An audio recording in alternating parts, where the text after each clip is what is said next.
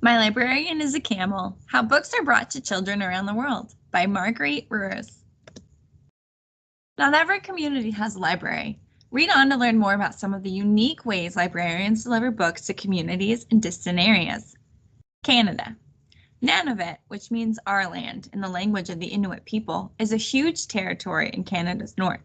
The Arctic region stretches from the North Pole to Arvia in the south and from Kluglatuk in the west to Panjurangtung in the east.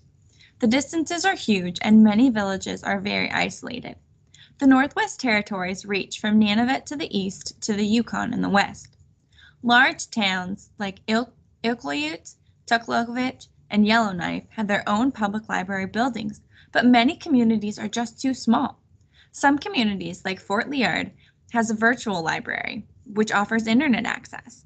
But even if the community does not have any kind of library building, the Northwest Territories public library system offers books to everyone in the far north through their Borrower by Mail program.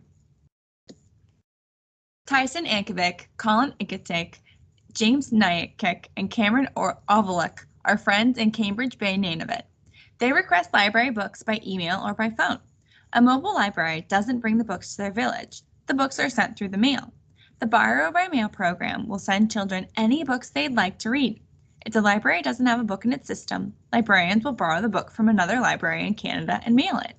They even include a stamped address label envelope, so that children won't have to pay to return the book. The boys take their young friend Liza for a ride on their sled as they walk to the post office to pick up their books. The boys look forward to reading that night. On winter days, the sun does not come above the horizon, and when the thermometer reads minus 50 degrees, the children like to curl up with a good book by the wood stove. While the northern wind howls across the tundra, they read fantasy and action novels. Liza is excited about finding good picture books in the package. They can keep their books for up to 6 weeks. After that, they'll pack them up and walk them to the local post office to mail the books back to the library. Then they'll check the mail every day until another big brown package arrives with new books to devour in their remote corner of Canada's Arctic. Canada. Capital, Ottawa. Estimated population, approximately 30 million people. Canada, located in North America, is the second largest country in the world.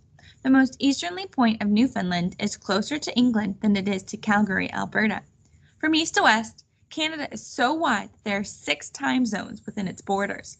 Canada has 2 official languages, English and French, and Native Canadians also speak their own languages. The original people of the North are called Inuit, and they speak Inkavik. Finland. In the middle of Åland Archipelago is a big water called Gokrana, meaning golden crown. It was given its name by Queen Blanca of Namur, 1316 to 1363. According to an old legend, while on a voyage to Finland, Queen Blanca promised her golden crown to the most beautiful things she would see along the way. This turned out to be the bay in the south of Finland, and so she let her crown sink into the waves. The bay is now called Gokrana Bay. The south coast of Finland skirts the Gulf of Finland. The archipelago in the southwest consists of thousands of rocky islands. Some islands have only summer visitors, but others are populated year-round. People in this area of Finland speak both Finnish and Swedish. Since 1976, the Pargas Library has been bringing books to the people of these islands by boat, Vakra in Swedish or Kirstjöven in Finnish.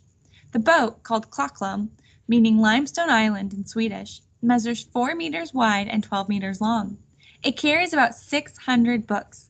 The boat, with a crew consisting of a librarian and an assistant, sails among the islands, making about 10 stops. Kids come scrambling down the rocky shores to collect their books. Since winters are severe in Finland, the boat only goes out from May to October. Maj Len, the chief librarian in Pargastad, oversees the operation of the book boat. Reading has become very important to our book boat children, she says. If the book boat didn't come, they might not be reading at all. They are always happy to see us and their supply of new books. Republic of Finland, capital Helsinki, estimated population approximately 5 million people. Finland lies in North Europe. At least a third of the country is north of the Arctic Circle. The country has 2 official languages, Finnish and Swedish. Other languages include Lappish and Romani. Lapland is a region that stretches across Norway, Sweden, Finland, and part of Russia. Most of Lapland is within the Arctic Circle, and parts of it are under snow and ice year-round. In northern Lapland, four towns share a mobile library bus, which also carries children's books. What makes the bus special is that service is shared by communities in 3 countries: Finland, Sweden, and Norway. These young readers are grateful for the books brought by Camel. These camels are ready to bring books to children in remote villages.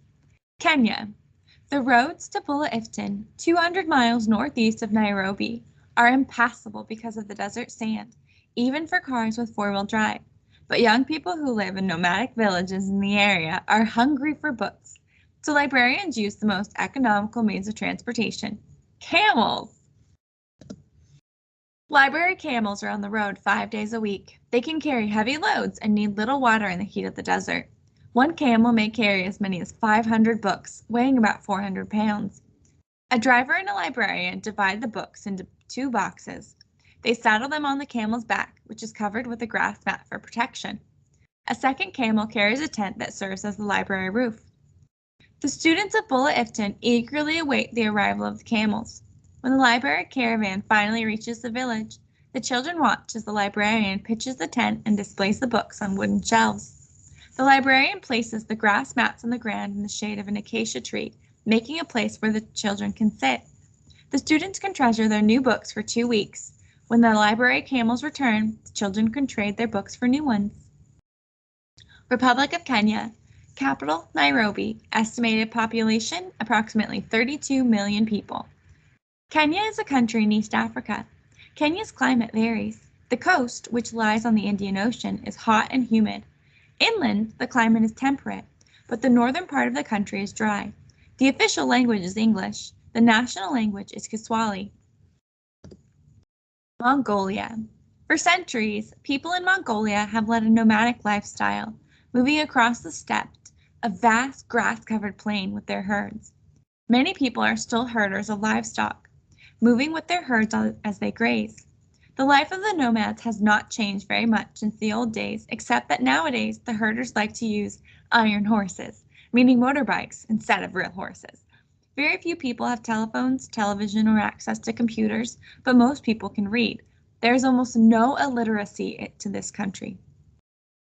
Jambin Dostodong is a well-known writer of children's books in Mongolia. He was looking for a way to bring books to the many children of herders' families who live scattered across the Gobi Desert. A horse-drawn wagon, as well as a camel, is used to carry books into the desert. Together with Mongolian Children's Cultural Foundation, Mr. Dashdongdong was able to obtain a minibus and 10,000 books, mostly donated by Japan. The Japanese books are being translated into Mongolian, and Mr. Dashdongdong makes trips with the minibus to bring the books to children in the countryside. The book tour is called a Madinam, which means candy books. Why? Because before they share the books, the children are given food, including some sweets. After the children listen to stories and choose books, Mr. Dashdongdong asks, which was sweeter, books or candies? And the children always answer, books! I just returned from a trip to visit herders' children in the Great Gobi Desert, said Mr. Dashdongdong, who has visited nearly 10,000 children in the past 2 years. We covered some 1,500 kilometers in 2 weeks, and this was in winter, so it was cold and snowy. We had no winter fuel for our bus, so we had to use summer fuel, and the fuel froze at night, making the bus stall. But we weren't cold. The stories and their heroes kept us warm. Mongolia. Capital, Ulaanbaatar. Estimated population, 2.3 million people. Mongolia is a vast country in Northeast Asia, more than 1.5 million square kilometers in size. With fewer than 2.5 million people living in it, there is a lot of empty space throughout the land. The official language is called Mongol.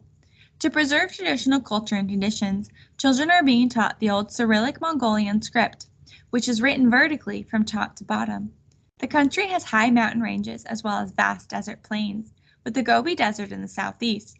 Snow leopards, wild horses, and ibex still roam the Gobi Desert. Most of the roads that run through Mongolia are unpaved and rough.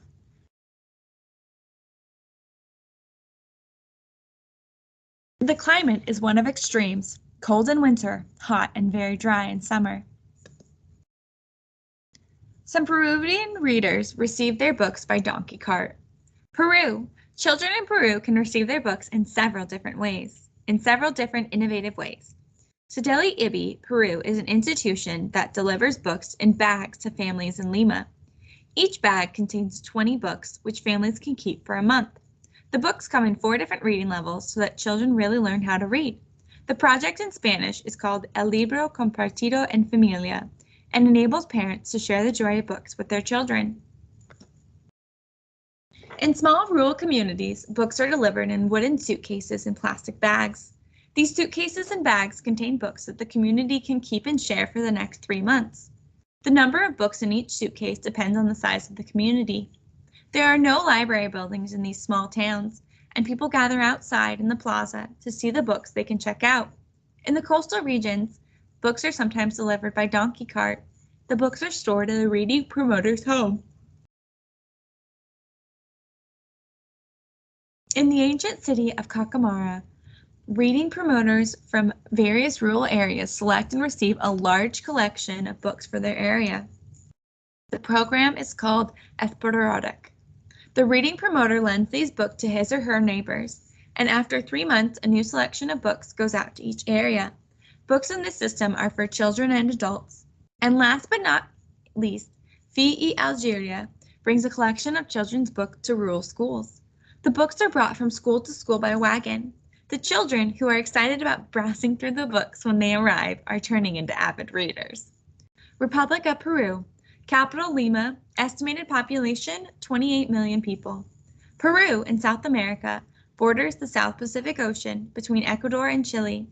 The tropical coast, the Andes Mountains, and the Amazon River make Peru a diverse and interesting country.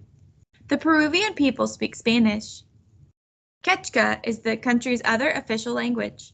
Peru's history includes the Inca civilization, which occupied much of the South American continent 500 years ago.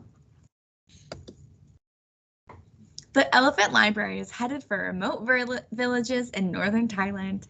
In Amkhoi, a region of northern Thailand, there are no schools or libraries. Tribal people cannot read or write. The government of Thailand hopes to change that with a literacy program that includes bringing books to promote villages in the jungle. A number of these villages can be reached only by foot. This makes transportation difficult, especially during the rainy season. How do you get books to people who need them most when they live in hard-to-reach mountainous regions of northern Thailand? Elephants! The Chung Mi Non-Formal Education Center had the idea to use elephants as libraries. Elephants are already being used here to plow the paddy fields and to carry logs and crops. Now, more than 20 elephants in the Amkhoi region are used to carry books. The elephant teams spend 2 to 3 days in each village. Each trip covers 7 or 8 villages.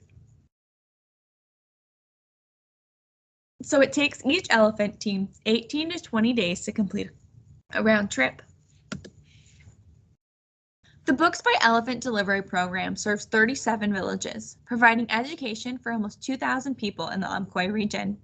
They have even designed special metal slats that won't break when carried on the elephants' backs across the rough terrain. These slats are used to teach Thai children to read and write. They are also 2-person teams carrying books to about 16 villages, bringing learning materials to another 600 people. In Bangkok, the capital of Thailand, old train carriages have been transformed into a library. The train is called Honglat Phi Yachuan, which means library train for young people. The train serves the homeless children of Bangkok. The Railway Police Division in Bangkok realized there was a need for a safe place for street children, so they refurbished the old train carriages at the railway station, where many of the kids were hanging out. The police restored the trains to their old glory, complete with wood paneling and shining copper light fixtures. They turned the railway cars into a library and a classroom. Here the children learned to read and write. The police have even transformed the area around the train into a garden where they grow herbs and vegetables. Kingdom of Thailand. Capital, Bangkok. Estimated population, approximately 62 million people. Thailand, which means the land of the free, lies in Southeast Asia.